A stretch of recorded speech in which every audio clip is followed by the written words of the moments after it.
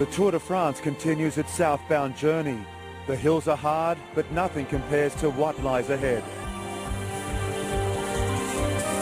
In a race that can pack a punch, an Italian prodigy voiced his intentions loud and clear. The man called the Cobra is striking again. Riccardo Ricco upsets the favourites. Will he strike again? Not if this Aussie battler has his say in the next chapter of the world's greatest bike race. Look at the profile for Stage 7. At 159 kilometres, it's a relatively shorter distance, but much tougher than many might have first thought. There are two Category 2 climbs at the Tour stage in the massive Central region, from the towns of Brioude to Aurillac. This was a day tailor-made for a successful breakaway to make a mark. Kim Kirkin led the field in his new strip, which included a new yellow paint job on his bike. Attacks began from the drop of the starter's flag. The chase for sprinters' points also began in earnest, Robbie Hunter gaining maximum points from Robbie McEwen and Thor Hushovd. Crashes were common on the slippery surface. This allowed a small group to make the first significant break. It was led by CSC Jens Voigt and David Miller of Garmin Chipotle. A crash allowed another split in the peloton. Cadel Evans escaped the carnage, as did main rivals Denis Menchov and Alejandro Valverde. Evans, however, was disadvantaged by being accompanied by only one silenced Lotto teammate. From this leading group of around 20, another 5 moved to the front on the Category 2 Col de Entremont, as the gap opened out to more than 60 seconds. A chain snap could have been worse than it looked for Slovakian rider Peter Velits. He was back on the road, however, after receiving a change of machinery.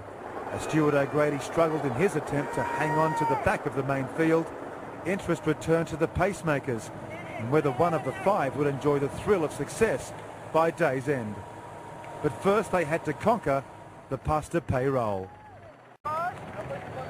Anybody can win this if they hit it at the right moment, and they know it. There's going to be no easy ride to the finish now, because that's a rider from Liquigas who's had to go. Well, if it's a rider from Liquigas, it could very well be Pippo Pozzato, who is in that group. 3 official kilometres to go to the finish as he swings around the town square.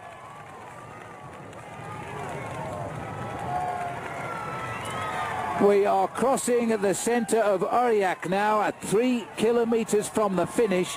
Luis Leon Sanchez has gone for gold, not from the leading group where he's been all day. He's been caught by the bunch and he's gone away again. Well, they're trying to pull him back, and you can see Liquigas all over the front end of this field now, and they're trying to set it up for their man Pippo Pozzato, who took the race Bible a week before the start of this race and said to himself, I want to win here, I want to win in Aurillac, and he's done that in the past before, and he has come up with the goods. But this man may well be there to spoil the party. He's been in the breakaway for the majority of the day this afternoon, admittedly not doing a bulk of the pacemaking, but he's now got the ability to win himself his stage. He is the national time trialling champion of his country for just over 2 weeks now, and this is his forte, riding alone against the watch. Well, he's now riding alone against all of the stars of this year's Tour de France, and they are still after him, but that gap is a very, very good gap.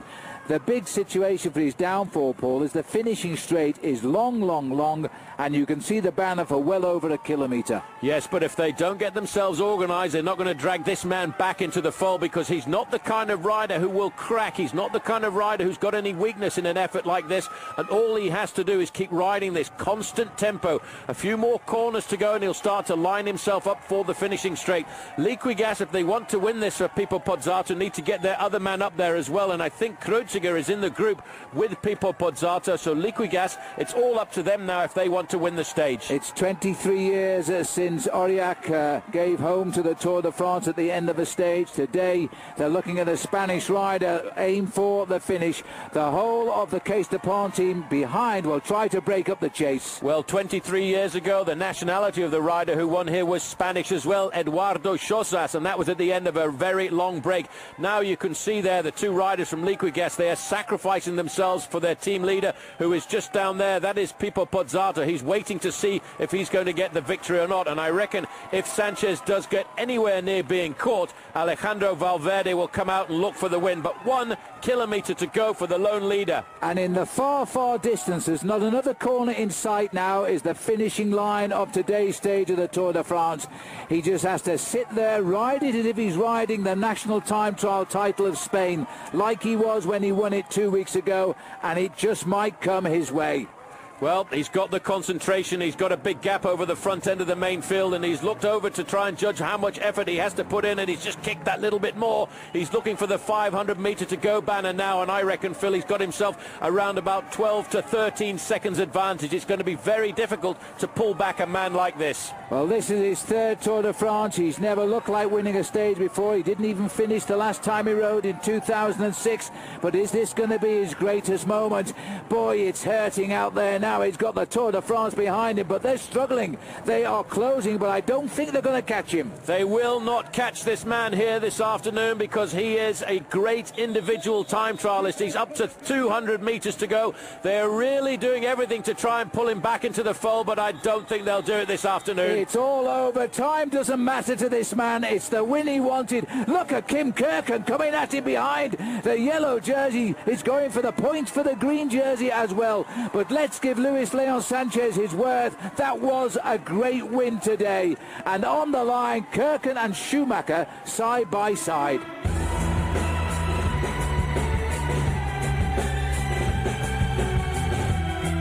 Sanchez is a former winner of the Tour Down Under and is seen by many as a future champion of the Tour de France. He wins stage 7 of this year's race ahead of a fast-finishing Stefan Schumacher. Filippo Pozzato was in third place, followed by Kim Kirken and Alejandro Valverde. In the general classification, Kirken still holds a 6-second lead from Cadel Evans, a pretty satisfying result for the Australian. Stefan Schumacher is in third place, 16 seconds in arrears, with Van der Velde from the USA and Menchov moving into the top 5. In the King of the Mountain competition, David de la Fuente is on top. He's moved to the top on 28 points, ahead of 2 Frenchmen, Sylvain Chavanel and Thomas Vauclair.